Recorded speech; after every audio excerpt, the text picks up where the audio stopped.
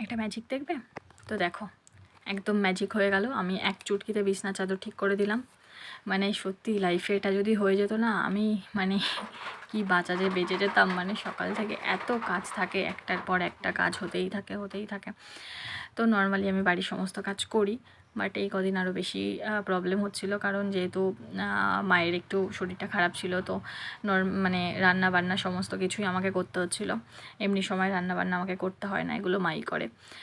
তো আমি যেহেতু এখনও স্টিল স্টুডেন্ট, তো নিজের পড়াশুনো দেন পড়ানো সব কিছু ম্যানেজ করে বাড়ির সমস্ত কাজ করে সত্যি আমি জাস্ট হাঁপিয়ে যাচ্ছিলাম। তো হ্যাটস অফ যারা বাড়িতে প্লাস বাইরে দুটো একসঙ্গে মানে ক্যারি করেন আর কি, তাদেরকে আমি বলবো যে হ্যাটস অফ একদম। মানে এত কাজ যে বাড়িতে থাকে, আর যারা বলে যে মেয়েরা মানে বাড়িতে কী বা কাজ করে, বাড়িতে কী বা কাজ থাকে, তাদেরকে বলবো যে একদিন অফিস বন্ধ করে বাড়ির কাজগুলো একটু করবেন, তাহলে বুঝতে পারবেন যে বাড়িতে কত কাজ থাকে আর মায়েরা কত কাজ করে।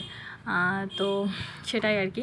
তো এখানে আমি মানে হাঁপিয়েই গেছিলাম এই কটা দিন। তো যাই হোক, এখানে মোটামুটি আমার অলমোস্ট আমি সকালবেলা ফ্রেশ হয়ে দেন ঘর ঝাড় দিয়ে ঘর মুছে স্নান তো করেই নিয়েছিলাম সকালে। আর এখন আমার একটা ভালো অভ্যাস হয়ে গেছে সকালবেলা উঠে যে স্নান করা। এটা সত্যি মানে স্নান করে পুজো দেওয়াটা সকালবেলা যদি হয়ে যায় না, ভীষণ একটা মানসিক শান্তি আসে ভেতর দিয়ে। তো আমার এই জিনিসটা বেশ ভালো লাগে। তো সেটাই কিছুদিন ধরে কন্টিনিউ করছি। আর এখন যেহেতু আমি বললাম যে আমি এখনও স্টিল স্টুডেন্ট, তো একটা স্ট্রাগল লাইফের মধ্যে দিয়ে তো অবভিয়াসলি যাচ্ছি, কারণ স্ট্রাগল তো আমাদের মতো নিম্ন মধ্যবর্তী ফ্যামিলির মেয়েদের তো স্ট্রাগল ছাড়া কিছু হয়ও না জীবনে।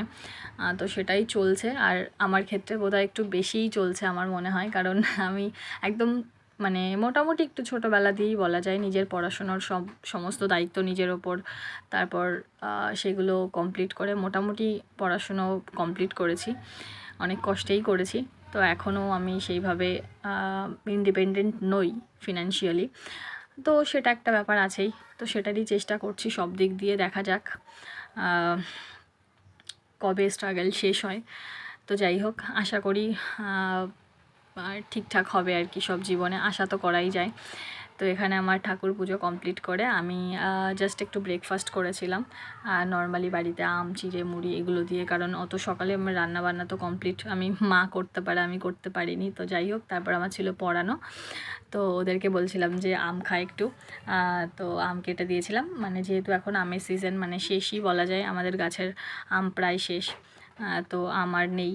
তো সেই কারণে ওদেরকে বললাম যে আগে মানে মাঝে মাঝে আর কি দিতাম খেতে, তো সেই দিন বললাম যে আজকে খা, কারণ এবার শেষ হয়ে যাবে, তারপর কিন্তু আর পাবি না।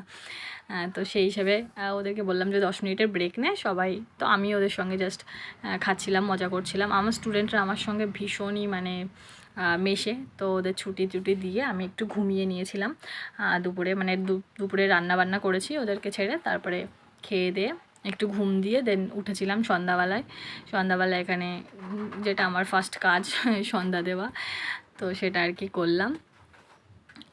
করে এখানে মানে সারা দিনে যে কত রকমের কাজ থাকে বাড়িতে, সেটা আমি এই কয়েকদিন আরও বেশি করে মানে বুঝতে পেরেছি। তো হাউসওয়াইফরা সত্যি প্রচুর কাজ করে বাড়িতে। তো আর যারা ঘরে বাইরে দুটোই করে, তাদের তো কিছু বলারই নেই, সত্যি কথা। তাদের ফ্যামিলির অন্য মানুষদের তাদের একটু বোঝা উচিত এই জিনিসগুলো, যেটা অনেক ফ্যামিলিতেই বোঝে না। তো যাই হোক, এখানে আমি সন্ধ্যা দিয়ে দেন একটুখানি টিফিন করেছিলাম, টিফিন করে সবাইকে খেতে দিলাম, বাবা মা আর আমি তিনজনে খেলাম আর কি সন্ধ্যা টন্ধ্যা দেওয়ার পরে।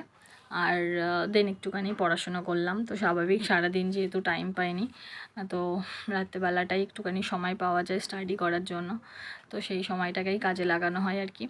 তো সেই সময় একটুখানি বসলাম, পড়াশোনা কমপ্লিট করলাম, দেন আর কি করব, ঘুমিয়ে পড়লাম। তো এইভাবেই আর কি আমার দিনগুলো যাচ্ছে।